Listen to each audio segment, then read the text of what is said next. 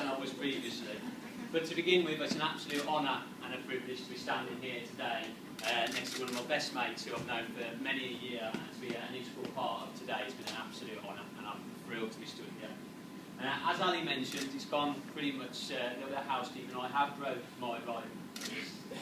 And before anybody's mind starts to wander and wonder how a 27-year-old male would break their wrist, I just want to clear the slate and let everyone know that it all began with when Ali rang me a week ago today and said, "Paul, I've got a worry. When I'm standing at the altar, I'm going to look terrible next to Clare," which, without being rude, Ali, Clare looks absolutely stunning today, and you look okay. But Ali's main worry was that he wouldn't look as good as me. So, like any best man would do, I sacrificed my body to make Ali. That's the story I'm sticking to, and it's not changing any time.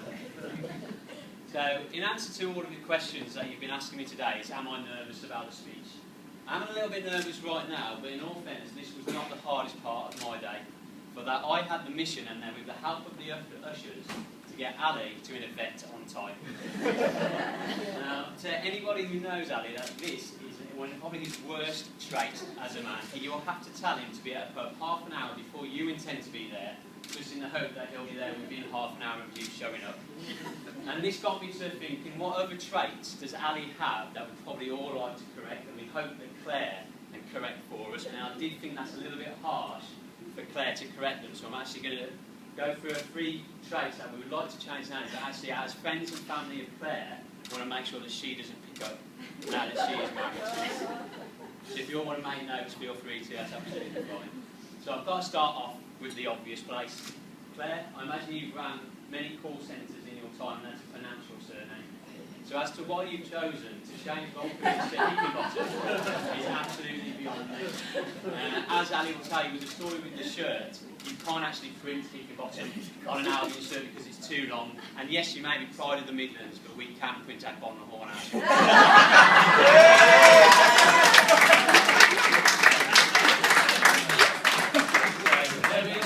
There is one benefit that Ali finds about his surname, and this is when, very rarely, he wakes up at 3 AM.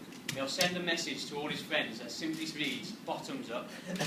Now, the first time that was quite amusing, you don't mind being woken by that message, but the second, third, fourth, sixth, seventh time, it gets old and tedious. So Clare, if you can stop him from doing it, but I have a feeling now that I've refreshed his memory, the next time he is up, he'll do it. Sunday, brilliant. Clare, if I hear that you've ever sent that text message, then I'll Okay, so the next trait that Ali had is going through when he was an immature teenager, about the age of 15, 16, 17, 18, 19, 20, and probably never stops. We'd all go around each other's friend's house. A few of the guys are here today. The story in particular was at Jamie Vicker's house. When he was there as a young lad, he claims this was for jovial, hijinks reasons. But Ali decided to use Jamie Vicker's home phone to ring the sex line. Now, if there's any young people or old people who are not quite sure what this is, Ali's happy to explain what one of those are later, so please feel free to ask him. No, I'm just saying, I'm not getting interrupted like you did, Ali, today. So Ali ran the sex line off a home phone, which obviously costs a little bit of money. Now, the story goes that Ali had to pay for that out of his own hard-earned £8 money, and you would hope that he would have learned that lesson, and he wouldn't go down the sex line, anything like that again. So I forward a few years later, we were at my house playing poker.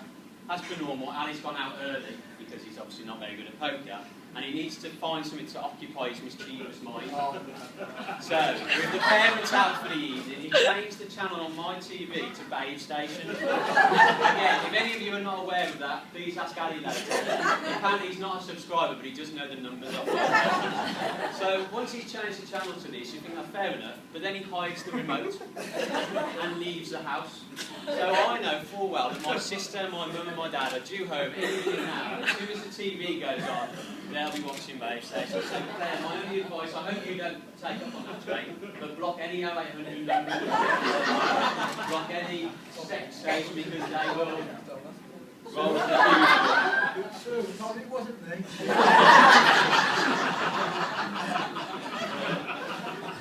So my final trait about it, and one, as we all will see a bit later, we all like a drink, but Ali doesn't always always know his limits. And there's a few of us on the top table that can vouch for that. I'll begin with his parents, and I believe it was on a Christmas Eve when Ali had had too much to drink and he couldn't open his own door. May even have been sick on the doorstep, I'm not entirely sure if that's accurate, but then ruined Christmas Day. The next day, because he was so hungover, couldn't enjoy the lovely meal that I'm sure Sue prepared. So that's the parents ticked off that know that Ali can't really handle his drink. So then we forward to the stag do, his last attempt at drinking. So on the first night, we all go out. Next day, we go go-karting. As soon as Ali's helmet comes off, he begins to miss it. We do not see him again then for 8 hours as he has to retire to his bedroom. We go out again on the Saturday night. Sunday, exactly the same thing happens. We do not see Ali again for 8 hours. So the people that are here and that are coming later can say that they've been on a stag do without the stag. So we were just hoping that that would be the last of it and that it wouldn't be that any worse after his stag do. So I quote one of his Facebook statuses 2 weeks ago. You go for a drink with your mate on a nice and warm summer's night, only to find that one drink turns it into 8, and as you are about to embark on the 1 mile walk home, the heavens open, and now I'm wetter than an otter's pocket. But this isn't the interesting part of that status, it's what Clare, as it says, Volkovich, soon to be Hickinbottom, replied to it.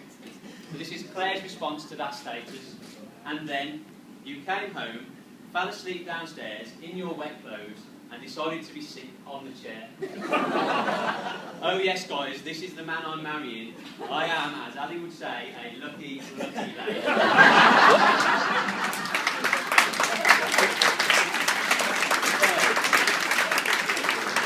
Unless there's any change in Ali in that limit, but Clare, as a present to you, and everybody here can bear witness, if we see this mug being given from Clare to Ali, it's because Ali's been an idiot, some would say a knob, perhaps, and certainly going beyond his limits.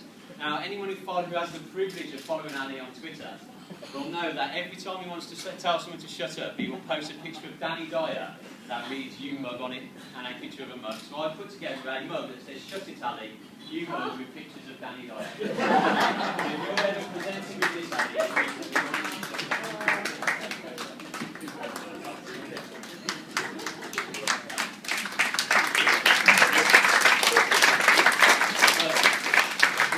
Ali, aside, Ali is generally one of my best mates, and Tom, sorry.